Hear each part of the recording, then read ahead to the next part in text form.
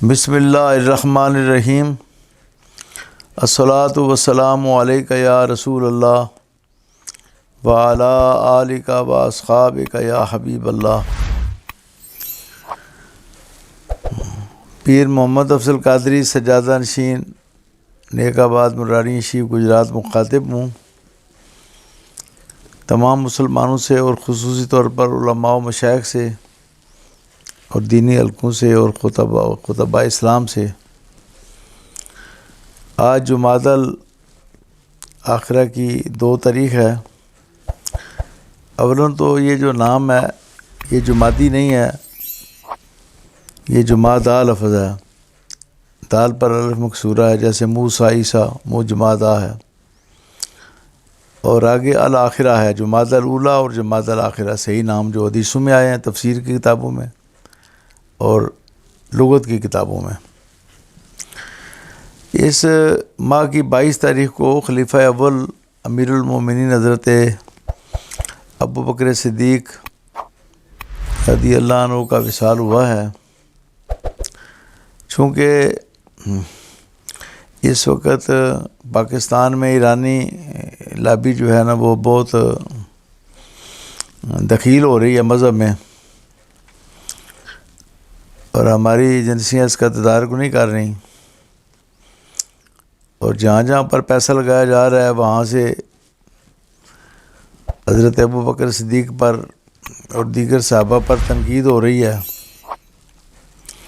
بلکہ کچھ لوگوں نے تو یہ کہنا شروع کر دیا ہے کہ حضرت ابو بکر صدیق کافر تھے، حضرت عمر فاروق بھی، حضرت عثمان غنی بھی، حضرت ام المومنین عائشہ صدیقہ رضی اللہ عنہا بھی۔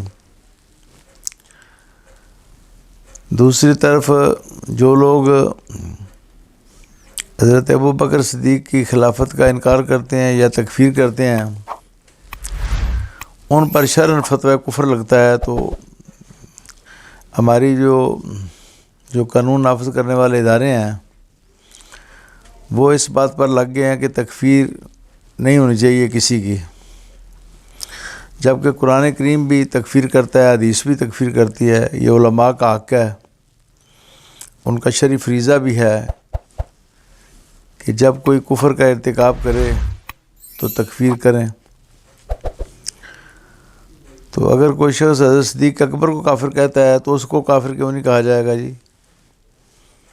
مسلمان کبھی بھی معاف نہیں کریں گے ایسے شخص کو۔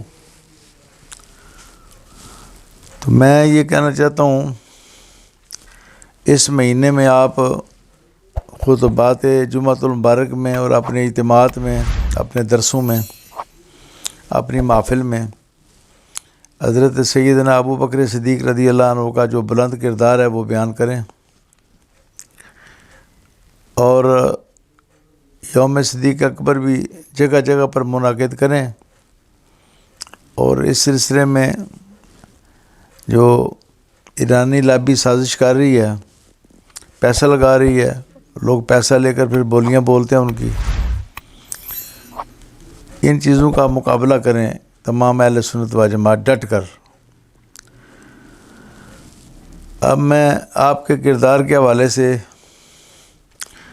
ایک تو رسول اکرم صلی اللہ علیہ وآلہ وسلم کا ارشاد پیش کر رہا ہوں۔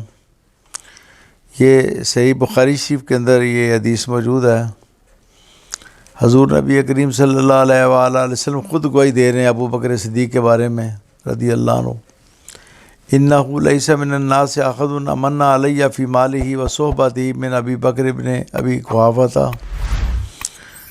آپ فرماتے ہیں کہ تمام لوگوں میں سے کوئی بھی نہیں ہے جو ابو بکر صدیق سے بڑھ کر مجھ پر کسی نے کوئی احسان کیا ہو، یعنی سب سے زیادہ مجھ پر احسانات کرنے والے فی نفس ہی، اپنی جان میں اور اپنے مال میں ابو بکر صدیق ہیں، جانی اور مالی قربانیاں سب سے زیادہ ابو بکر صدیق ہی ہیں رضی اللہ عنہ۔ یہ حضور نبی کریم خود گواہی دے رہے ہیں اس بات کی، اور حضور نبی کریم کی گواہی سے کس کی گواہی بڑی ہو سکتی ہے؟ سرکار دو عالم صلی اللہ علیہ وآلہ وسلم خود گواہی دے رہے ہیں اس بات کی۔ اب میں حضرت علی المرتضیٰ شیر خدا رضی اللہ عنہ کا خطبہ جو ہے جو آپ نے ابو بکر صدیق رضی اللہ عنہ کی وفات کے موقع پر آپ کے گھر میں آ کے دیا، جس کو متعدد محدثین نے نقل کیا ہے حدیث کی کتابوں میں، مجمع الزوائد میں بھی ہے، مسند بزاز میں بھی ہے، اور بھی کتابوں میں۔ مولا علی نے نا آپ کی سیرت بیان کرنے کا حق ادا کر دیا، انتہائی فصیح و بلیغ کلمے استعمال کیے، جملے استعمال کیے، اور ان کو پڑھنے سے پتہ چل جاتا ہے کہ یہ مولا علی کا خطاب ہے جو اتنا فصیح ہے اور اتنا بلیغ ہے۔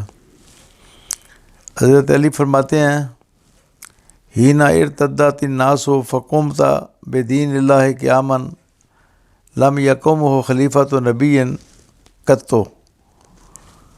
فرماتے ہیں کہ جب عرب میں فتنہ ارتداد پھیلا، قبیلوں کے قبیلے مرتد ہو گئے، پلٹ گئے دین سے، حضور نبی کریم کے وصال کے بعد یعنی، تو اے صدیق اکبر، آپ نے اللہ کا دین اس طرح کھڑا کیا، اس طرح کھڑا کیا کہ کسی نبی کے خلیفہ نے اس طرح کھڑے نہیں کیا۔ جتنے بھی انبیاء ہوئے ہیں ان کے بعد جو ان کے خلفاء تھے، جانشین تھے، کسی جانشین نے اس طرح دین کو کھڑا نہیں کیا جس طرح ابو بکر صدیق آپ نے اللہ کا دین قائم کیا۔ کتنی بڑی گواہی ہے مولا علی کی، شیر خدا کرم اللہ وجہ الکریم کی۔ لہٰذا میں یہ درخواست کروں گا کہ آپ یہ پورا مہینہ جو ہے نا، اس میں لوگوں کو عقیدے صحیح کریں، حضرت صدیق اکبر رضی اللہ عنہ کا کردار جو ہے وہ بیان کریں لوگوں کے سامنے، نئی نسل کو بتائیں کہ ابو بکر صدیق کا کتنا عظیم کردار ہے حضور نبی کریم کی حیات ظاہرہ میں، اور پھر آپ کے وصال کے بعد آپ کے دور خلافت میں کتنا بڑا کردار ہے، کتنی فتوحات ہیں۔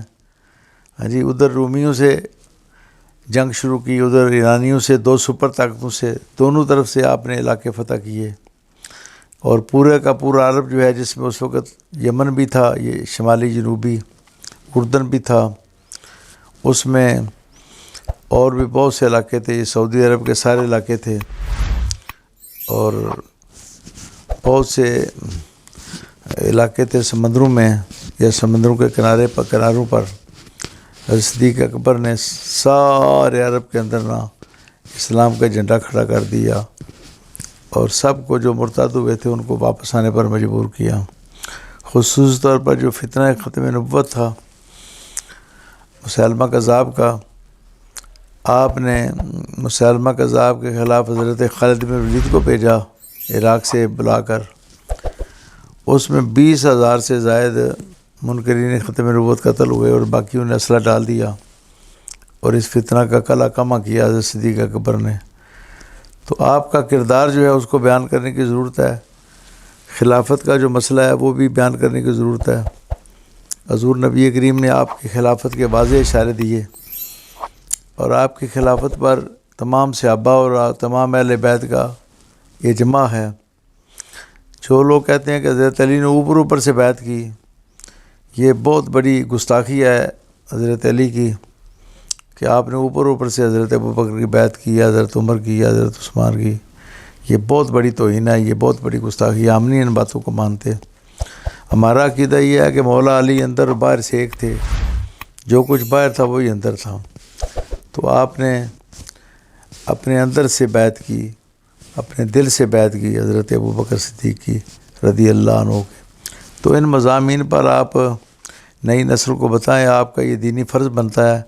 اللہ تعالیٰ آپ سب کو توفیق عطا کرے کہ اس مہینے میں آپ حضرت ابو بکر صدیق کا کردار جو ہے پوری امت پر اجاگر کریں۔ اللہ تعالیٰ کرم فرمائے۔